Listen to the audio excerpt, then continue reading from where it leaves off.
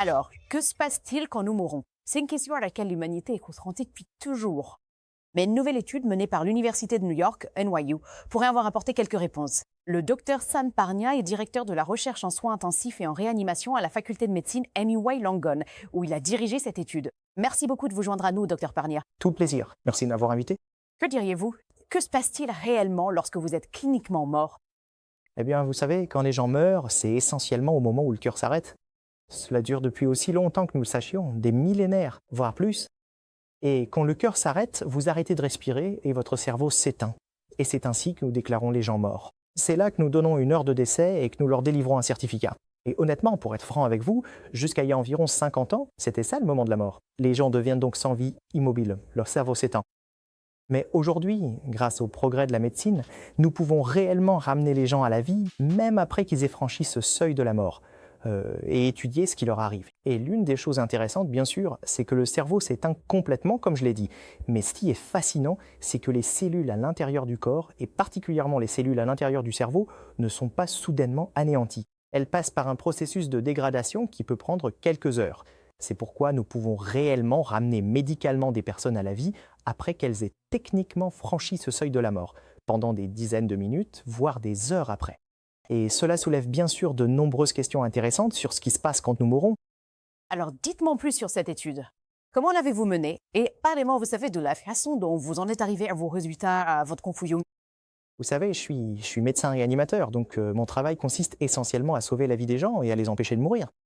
Mais malheureusement, les gens meurent et nous essayons de les réanimer. Ce que nous avons découvert, c'est qu'au cours des dernières décennies, des millions de personnes sont revenues.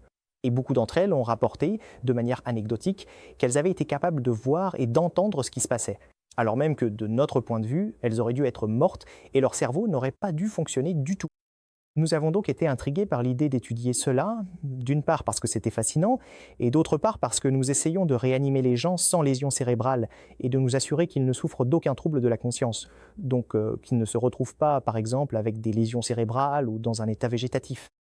Quoi qu'il en soit, cette étude particulière est la plus grande étude jamais réalisée au monde. Elle a été menée dans 15 centres médicaux à travers les États-Unis et l'Europe, et nous avons étudié plus de 2000 personnes ayant subi cet arrêt cardiaque ou ce processus de mort. Et nous ne nous attendions pas à ce que les gens aient une quelconque conscience ou perception. Mais chose intrigante, jusqu'à 40% des personnes sont revenues et avaient eu la perception d'être conscientes de ce qui leur arrivait, alors même qu'elles avaient techniquement dépassé le seuil de la mort. Pourquoi pensez-vous que c'est le cas? Eh bien, il y a beaucoup de facteurs en jeu. Je devrais également ajouter que parmi ce groupe, 10% ont vécu une expérience mystique très profonde et intense qui était très authentique pour eux.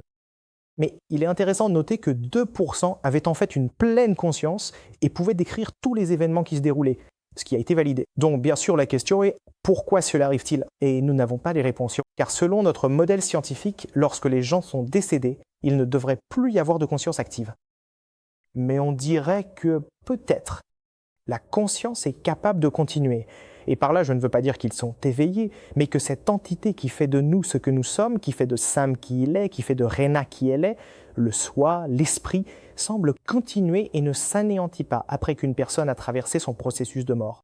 Y a-t-il, parmi les personnes que vous avez étudiées, certaines qui ont complètement perdu toute conscience? Eh bien, c'est ce que j'essayais d'expliquer. Tout le monde perd conscience immédiatement dès que le cœur s'arrête. Ce n'est pas comme s'ils étaient éveillés et nous observaient.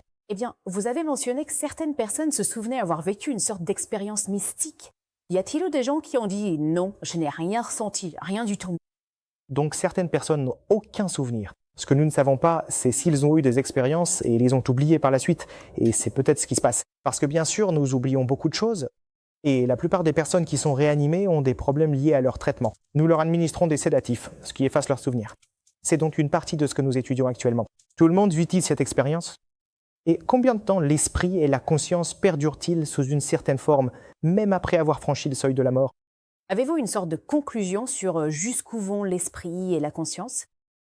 Encore une fois, d'après ce que nous pouvons déterminer, ce qui est fascinant et soulève des questions sur toute notre science, sur ce qui se passe quand nous mourons, c'est que il semble que même si les gens ont franchi ce seuil de la mort et que leur cerveau s'est arrêté, cette entité que nous appelons la conscience, l'esprit, le psychisme, peu importe comment vous voulez l'appeler, ne semble pas être anéanti, d'après les preuves. Nous avons cela pendant au moins des dizaines de minutes, voire des heures après.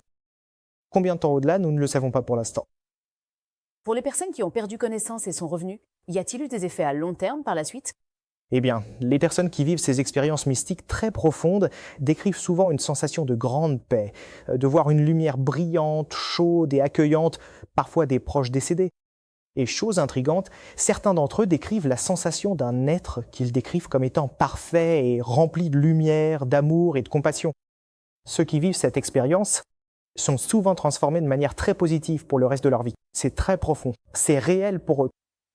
Ils ont moins peur de la mort. Ils perdent complètement leur peur de la mort. Ils s'engagent dans l'altruisme. Ils sont plus serviables envers les autres. Ils s'impliquent davantage auprès de leur famille. Cela les change complètement. Il y a quelque chose de très profond dans cette expérience qu'ils vivent. On entend souvent les gens dire « j'ai vu la lumière », une sorte de lumière. Pourquoi pensez-vous que certaines personnes voient cela et d'autres non? Eh bien donc, il y a deux possibilités. La première est que, comme vous l'avez dit, seules certaines personnes le voient. Et nous pensons que, vous savez, cela pourrait représenter 10%. Mais l'autre possibilité est que tout le monde le voit. Mais malheureusement, à cause des traitements médicaux qu'ils reçoivent ensuite en unité de soins intensifs, par des médecins comme moi, pour sauver leur cerveau, ils l'oublient. Et l'une de nos nouvelles études tente justement de déterminer si les gens l'ont vécu, mais l'ont simplement oublié. Je pense donc qu'il existe des preuves que davantage de personnes le vivent, mais malheureusement, elles l'oublient tout simplement par la suite. C'est une étude fascinante et un regard fascinant sur la mort et ses derniers instants également. Et nous revenons. Sampagna, merci beaucoup de vous joindre. Merci à vous, c'est un plaisir d'être ici.